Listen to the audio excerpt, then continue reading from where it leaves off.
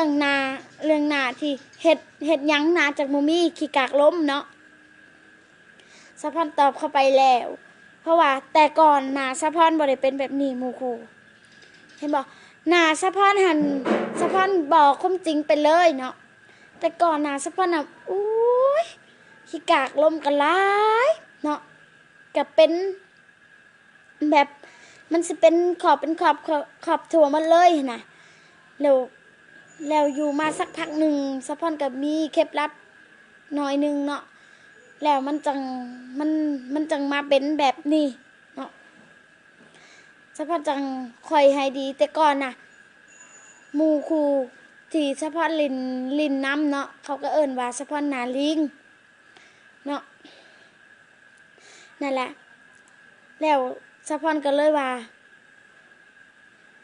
ผู้ใดมีเคล็ดลับดีๆที่แบบบ่เห็นให้ผมหล่นแล้วก็มาบอกสะพอนหน่อยเด้อเพราะว่ามีคนเขาอยากได้แน่เนาะ